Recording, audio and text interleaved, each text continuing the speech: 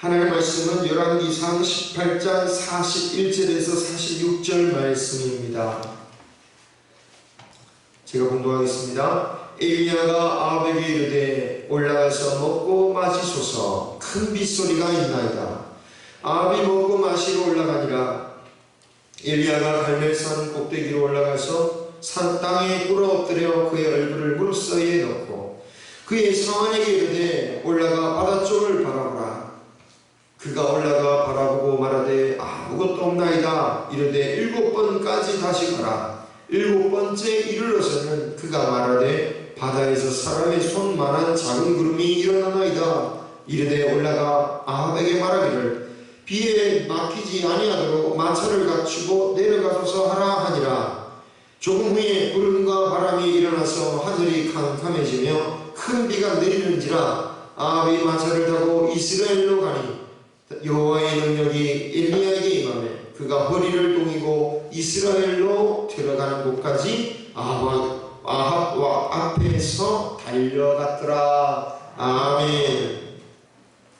우리가 계속해서 보고 있는 엘리야, 이 엘리야는 기도하면 응답받는 기도자의 본으로서 나타나는 사람이죠. 그렇기 때문에 신약시대의 야고보 사도는 기도 응답의 예로서 엘리야를 들었습니다. 그런데 그렇게 기도 응답을 잘 받았던 이유가 뭐냐? 야고보는 엘리야가 결코 특별한 사람이라서 그런 게 아니었다라고 말합니다. 평범한 우리와 똑같다라는 거예요. 성전이 우리와 똑같다라고 말씀하였습니다. 그런데도 하나님께서 그 엘리야의 기도에 따라서 기도하니까 3년 6개월 동안 비가 오지도 않게도 하시기도 하고 반대로 그동안 내리지 않던 비를 또 내리시기도 하는 그러한 놀라운 일을 응답을 하셨다라는 것. 그것은 참으로 이 말씀은 누구라도 엘리야처럼 기도한다면 똑같은 기도의 역사가 일어난다라는 말씀이라고 할 수 있습니다. 물론 바로 앞 그 야고보서 그 말씀이 있는 그 바로 앞절을 보면 의인의 기도에 역사하신다 라고 말씀하고 있어요. 그렇기 때문에 오늘 말씀을 보면서 그 엘리야의 의로웠던 하나님의 말씀에 따라 살았던 그런 말씀과 상관없이 그냥 오늘 말씀이 나오는 엘리야의 행위만 그냥 겉모습만 그대로 따라하기만 하면 된다라는 식으로 적용하는 것은 오해가 될 수 있다는 것. 이것을 염두에 두면서 엘리야의 기도의 모습을 배우기를 소망합니다. 자, 갈멜산의 승리 이후에 이 엘리야는 450명이나 되는 이 바알 선지자들을 과감하게 처단합니다. 비록 바알 선지자 편인 아합 왕이 여전히 그곳에 있었지만 자신을 따르는 수많은 백성들에게 명령하여서 우상 선지자들을 처단할 수 있었죠. 하나님과 우상 사이에서 머뭇거리던 백성들이 엘리야의 기도에 불로써 응답하시는 그 하나님을 보고 이제는 절대적으로 엘리야의 말에 순종했던 거예요. 아마도 한번 생각해 보세요. 그 광경을 쳐다보고 있는 아합의 심정은 어땠을까요? 아마 두려웠을 거예요. 지금 아합 자신보다 더 강력한 사람은 엘리야인 겁니다. 엘리야의 말 한마디에 백성들이 자신을 해칠 수도 있는 거죠. 하지만 하나님은 아합에게 또 한 번의 기회를 주셔요. 엘리야가 아합에게 안심하라고 이렇게 말합니다. 올라가서 먹고 마시소서. 큰 빗소리가 있나이다. 먹고 마시라는 말에 아마 아합은 안도의 심을 쉬었을 거예요. 그런데 왜 올라가라는 걸까요? 이 올라가라는 말이 오늘 이 짧은 본문에서 6번을 등장합니다. 먹고 마실 거면 어디로 가야 됩니까? 이제 대기가 끝났잖아요. 또 빗소리도 들린다고 하잖아요. 그럼 어디로 가면 됩니까? 집으로 돌아가면 되죠. 그런데 산 위로 올라가라고 말하는 거예요. 그럼 그 산 위는 어디쯤 되는 건가? 42절을 보면 엘리야가 기도했던 곳도 어디입니까? 갈멜산 꼭대기였다 라고 말하고 있습니다. 그런데 아합은 엘리야가 기도했던 그 꼭대기보다 좀 더 위에 올라가 있었던 것으로 보여요. 44절을 보시면 엘리야가 7분의 기도 후에 비가 온다는 징조를 보고받은 후에 아합이 있는 곳으로 네가 이 사환에게 다시 올라가서 내려가라고 전해라 라고 말하고 있습니다. 그러니까 지금 엘리야가 기도하는 그 당시의 모습을 그려보면 우리가 당장 생각하기로 기도하는 엘리야가 제일 위에 있어야 될 것 같아요. 이 아합은 밑에 있든지 아니면 최소한 엘리야 옆에서 기도가 어떻게 되는지 쳐다보고 있을 것 같은데 실제로는 어떻게 했습니까? 엘리야가 밑에서 기도하고 아합은 엘리야보다 위에 있었다라는 거예요. 도대체 왜 엘리야는 기도하는 자신보다 아합을 더 올려보냈을까요? 근데 여러분 방금 말씀드린 것처럼 엘리야가 또 올려보낸 사람이 있습니다. 누구죠? 자신의 종, 자신의 사환이죠. 자, 그런데 올려보낸 이유가 뭡니까? 바다를 바라보고 하나님의 기도가 과연 기도에 대한 응답이 이루어지고 있는지 아닌지 올라가서 확인해 보라는 거예요. 그렇다면 나중에 사환도 보면 이 말씀의 정원을 보면 사환이 그곳을 보는 그 올라간 장소에 역시 누가 있었다라는 거예요? 아합도 있었다라는 거죠. 결국은 사환이 하나님의 징조를 바라보는 그 장소에서 아합도 어떻게 기도에 응답하시는가를 보게 만들었다라는 거예요. 그럼 왜 엘리야는 아합이 그 광경을 보도록 만들었을까?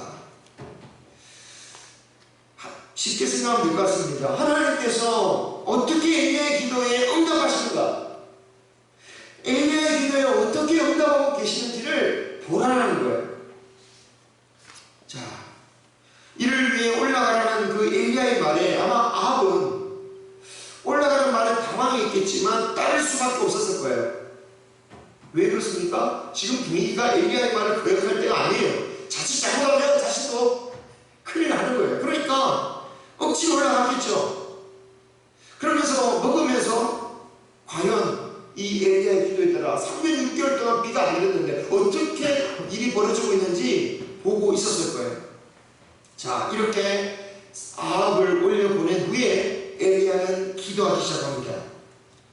그런데 여러분, 엘리야가 분명히 기도하기 전에 뭐라고 합니까? 큰 빗소리가 있나이다 라고 했죠. 빗소리가 있다는 것은 비가 오고 있다는 얘기잖아요.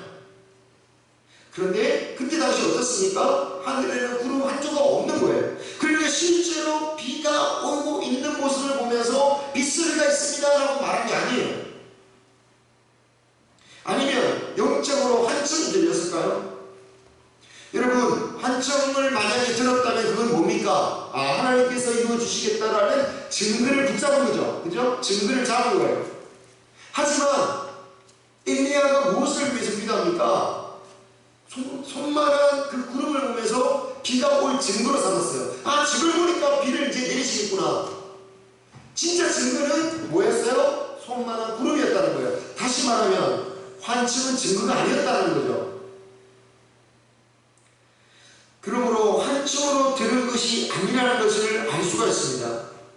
그가 들었다라는 그 큰 빗소리란 믿음으로 한 소리라는 것을, 한 말이라는 것을 알 수가 있어요. 그 믿음에는 두 가지 근거가 있습니다. 첫 번째는 이제까지 엘리야를 인도하시고 기도에 응답해 주셨던 그 모든 과정들의 경험들이겠죠.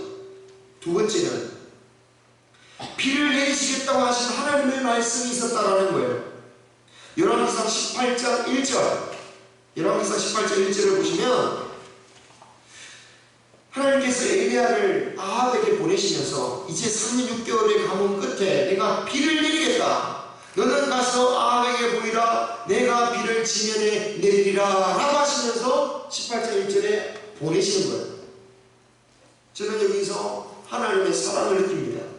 여러분, 이때 상황, 주님께서 내가 비를 내리라 라고 했을 때 이 백성들이 어떻게 했습니까? 하나님께 돌아왔습니까? 돌아오기 전이에요. 여전히 죄악들 가운데 하나님과 그 우상사에서 머뭇거리고 있는 그때에 하나님은 이미 그들을 위해서 비를 내리시기로 하겠다라고 말씀하고 계세요.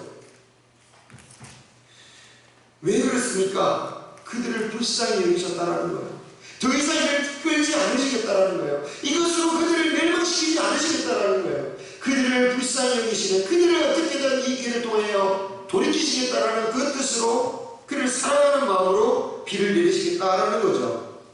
그러므로 이런 하나님이 비를 내리시겠다라는 말씀을 받고 또 그 말씀에 담긴 하나님의 그 사랑의 마음을 알기에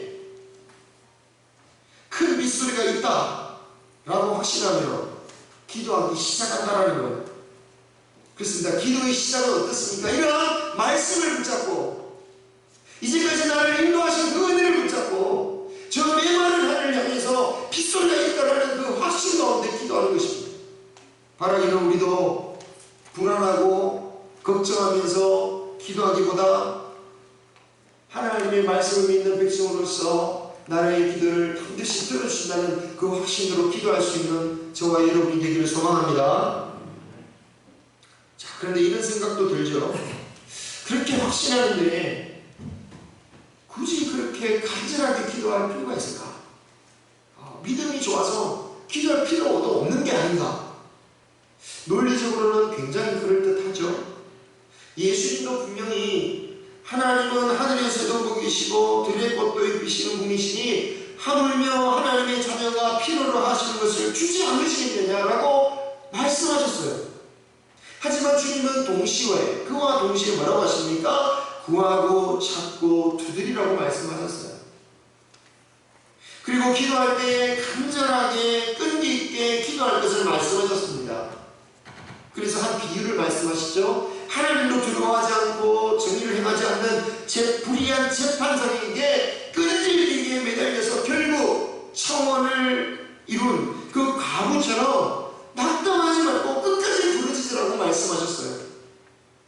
그러면서 주님이 하신 말씀은 이런 믿음을 이 세상의 끝에서 내가 볼 수 있겠느냐? 마지막 때에 낙심하지 말고 부르짖으라고 말씀하셨다라는 거죠. 여러분, 예수님이 너희들 기도해라. 그럼 내가 들어주시겠다. 하나님의 자녀인데 내가 못 들어주겠느냐? 라고 하셨으면 기도하면 제깍제깍 들어주셔야지. 왜 낙담하지 말고 끝까지 부르짖으라고 하신 만큼 더디게 응답하신다라는 말씀입니까? 그 이유가 뭘까? 우리가 확실히 모르지만 최소한 한 가지는 알 수 있는 게 목적에 따라서 그 응답의 속도는 다르더라라는 거죠. 주님의 그 뜻과 계획에 따라서 때로는 신속하게 들어주실 때도 있지만 때로는 더디게 역사하실 때도 있더라는 거죠. 다른 데서 찾아볼 것도 없고 엘리야의 기도에도 그래요. 엘리야가 기도하는 모습에도 그런 게 나타나요. 오늘 말씀입니다. 오늘 이 엘리야의 기도에 하나님께서 어떤 식으로 반응하십니까? 엘리야가 비를 내리기 위해서 정말 간절히 기도하죠. 그런데 어찌된 영문인지 금방 비를 내려주지 않고 계세요. 엘리야가 무릎 꿇고 또 그 무릎 사이에 머리를 넣고 그 머리가 땅에 닿도록 어떤 뜻입니까? 완전히 엎드려서 바짝 엎드려서 간절하게 기도하고 있어요. 그런데 비구름은커녕 6번째 기도할 때까지도 손들 같은 구름 한 줄도 없었다라는 거죠. 도대체 뭐가 문제일까요? 그 보고를 받았던 엘리야는 그 사환에게 말하기를 7번까지라도 다시 가라고 하죠. 이 말은 종만 왔다 갔다 하라는 얘기가 아니라 엘리야 역시 그 과정 속에서 계속해서 기도한다는 것입니다. 예전에 제가 이 본문 가지고 설교한 적이 있습니다. 3년 반 전에 동일한 본문을 가지고 설교했는데요. 그때 제가 이 7이라는 숫자, 요한계시록에서도 많이 얘기했지만 이 7이라는 숫자는 완전수로서 7번까지라는 의미가 꼭 7번만 가라는 게 아니라 끝까지 해야 된다 라는 의미가 있다라고 설교했어요. 그러니까 정말 끝까지 지금 기도할 마음으로 하는데 정말 하나님은 몇 번째 주십니까? 7번째 응답을 해주세요. 왜 이렇게 끝까지 기도하게 만드시냐라는 거죠. 심지어 옆에서 누가 보고 있습니까? 사원과 함께 아합이 쳐다보고 있는데 아합도 보고 있는데 왜 하나님은 이렇게 늦게 응답하고 계신 걸까? 지난주에 말씀드렸지만 바로 앞장에 갈멜산에서 기도할 때에 하나님의 응답의 속도는 어땠습니까? 여러 번 기도한 것도 아니에요. 굉장히 간절하게 기도한 것도 아니었습니다. 우상 숭배자들은 정말 간절하게 하루 종일 자신의 몸을 상하게 하면서 정말 그렇게 간절하게 기도했지만 오히려 엘리야는 완전히 반대예요. 비교적 간결한 기도의 끝에 단번에 하나님께서 불러서 응답을 내려주시거든요. 여러분, 이 두 기도의 차이는 뭐가 있을까요? 그러면 뭔가 기도에 문제가 있는 건가? 사실 드리는 사람 동일하죠. 장소도 크게 다르지 않습니다. 갈매산이니까요. 심지어 시간적으로도 크게 차이가 나지 않는다고 볼 수 있습니다. 그럼 혹시 불 대신 비를 내려달라고 했기 때문에 응답이 늘어진 것일까요? 가뭄이니까 불 나는 거는 쉽다 이거죠. 가뭄이니까. 하지만 3년 동안 비가 오지 않았으니까 비를 내리게 하시는 것이 어려운 게 아니야. 만약 이런 식으로 해석하면 속으로 오는 사람들이 많을 거예요. 그게 말이 되냐? 그렇죠? 하지만 우리 실제 삶 속에서는 이런 식으로 해석하고 적용할 때가 많다라는 거죠. 하나님께서 교회 일에 대해서 쉽게 응답해 주시지만 세상 일에 대해서는 하나님도 무능력하다라고 여기는 거죠. 그래서 우리가 교회 안에서는 하나님을 쉽게 믿는 것 같은데 세상 속에서는 그 하나님을 쉽게 인정하지도 못하고 자랑하지도 못하고 숨기는 경우들이 얼마나 많이 있습니까? 우리가 이 세상 모든 만물의 주관자이신 창조자이신 그 하나님을 믿으시기 바랍니다. 교회 일이나 세상 일이나 하나님께서 주관하심을 믿으시기 바라요. 다만 기도의 응답이 더딘 것은 주님의 목적에 따라 다른 것일 뿐 주님은 반드시 우리의 기도를 들으시고 응답하시는 분이십니다. 불의 응답은 빨리 하셨고 비를 내리시는 것에 대해서는 더디하셨던 이유는 그럼 무엇일까? 여러분, 일단 갈멜산에서 그 단번에 불러서 단번에 응답하셨던 그 이유는 믿지 않는 자들에게 자신과 그 능력을 드러내시기 위해서였어요. 그래서 무능력한 바알과 대비에게 하나님은 신속하게 그 사람의 제사를 드리는 사람의 정성과 노력과 상관없이 하나님은 엘리야의 기도에 단번에 나타나신 겁니다. 반면에 비를 내려달라고 했을 때는 목적이 달라요. 이제 이 기도를 바라보는 대상이 누굽니까? 하나님을 선택한 백성들입니다. 그리고 이제부터 하나님께 기도해야 되고 그 응답을 기다리는 그 모습을 배워야 되는 사람들이에요. 그래서 하나님이 무엇을 가르치십니까? 하나님을 믿는다는 게 뭐냐? 이것은 나에게 간절히 기도하며 하나님을 의지해야 되는 것이고, 그리고 그 하나님을 믿음으로 인내하고 기다리는 것이다 라는 것을 보여주시는 거죠. 믿음이라는 게 뭡니까?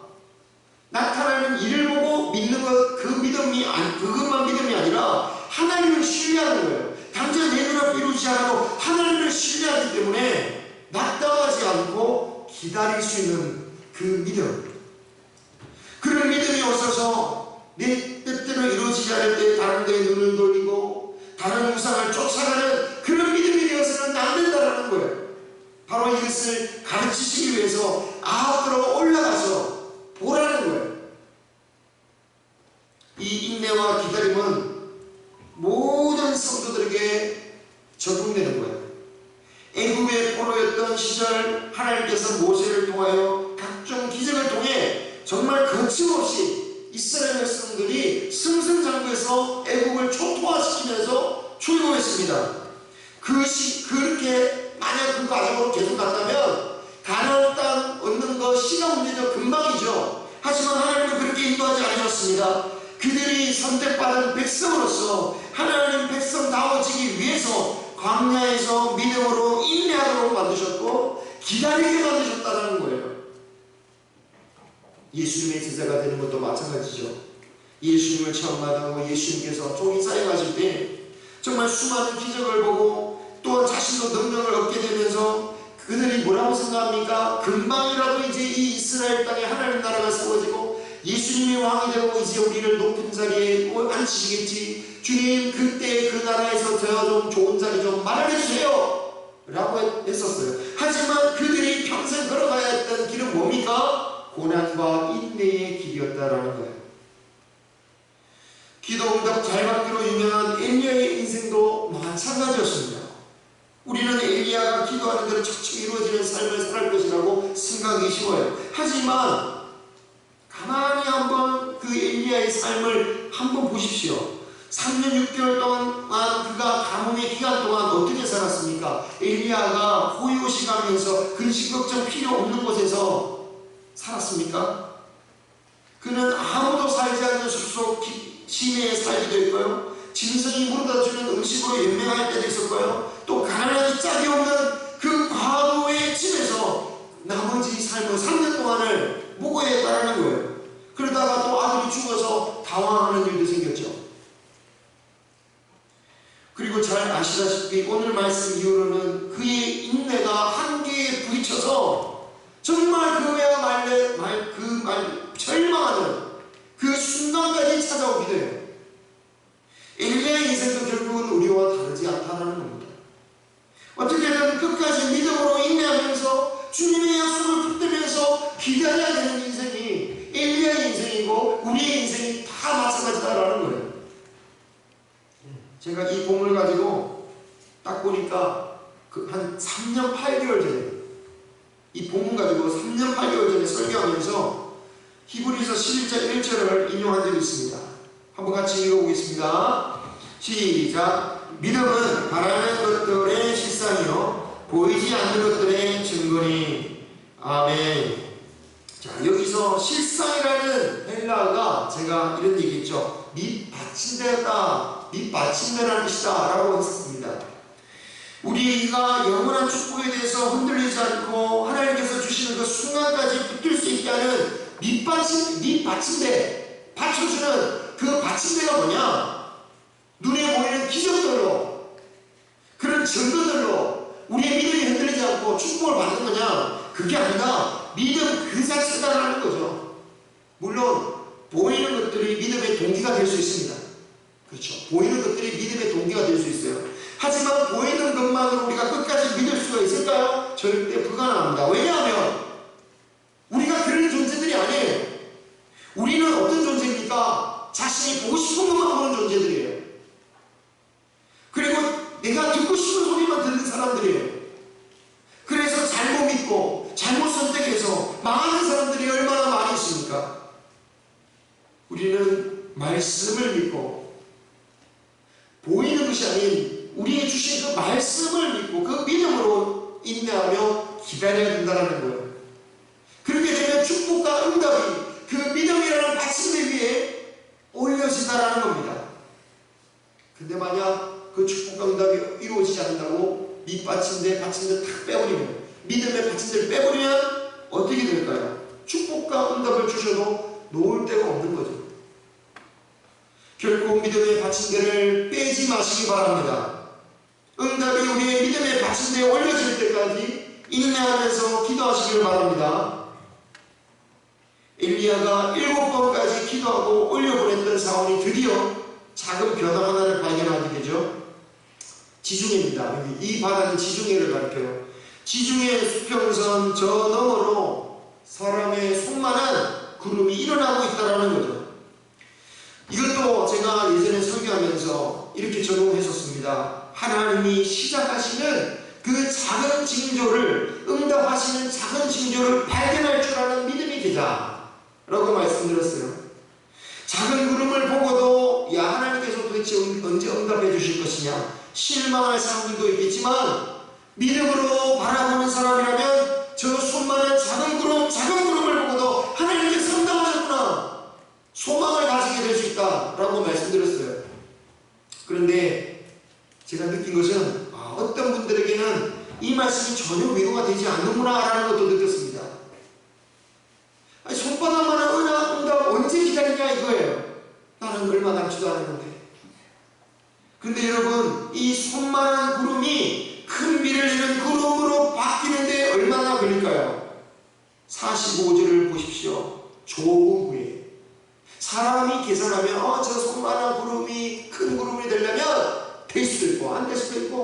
도대체 며칠이 걸릴까? 라고 생각할지 모르지만 그 구름이 조금 후에 구름과 바람이 일어나서 미처 피하기도 전에, 이 암이 피하기도 전에 막 들이닥치는 것을 보게 되는 거예요. 그 작은 징조가 큰 엿으로 바뀌는 것은 우리의 생각과 다른 거예요. 하나님께서 시작하시면 금방이라는 거죠. 그런데 여러분, 좀 더 중요한 말씀을 드리고자 합니다. 금방 큰 역사로 바뀌게 될 것이다 라고 믿는 것보다 더 귀하고 확실한 믿음을 가지시기 바랍니다. 더 귀하고 확실한 믿음이 뭐냐? 우리 삶 가운데 있는 그 작은 응답의 징조를 보면서 우리는 무엇을 바라봐야 됩니까?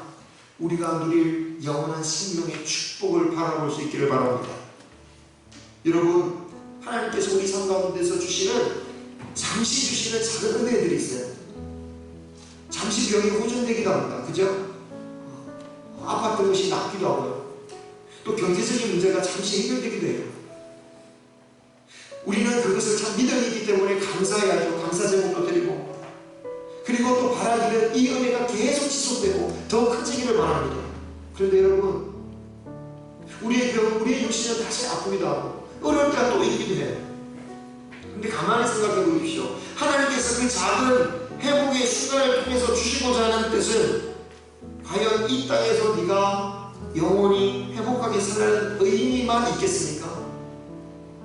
우리에게 주시는 작은 기도의 응답들로 우리가 넘어가야 할 그 순간의 위기를 넘어가게 하신 것도 하나님의 뜻이겠지만 더 큰 뜻은 무엇입니까? 내가 너에게 주는 이 작은 응답들을 바라보면서 내가 너에게 줬던 더 큰 약속과 선물이 있다는 것을 네가 기억해야 된다. 그렇습니다. 우리에게 주시는 그 작은 응답들을 통해서 우리가 알아야 할 것은 뭡니까? 이런 하나님의 음성이에요. 나는 너의 기도를 듣고 있어. 나는 살아있고 너와 함께 있어. 그리고 이 작은 응답들을 통해서 내가 너에게 줄 큰 약속과 소망을 바라봐라.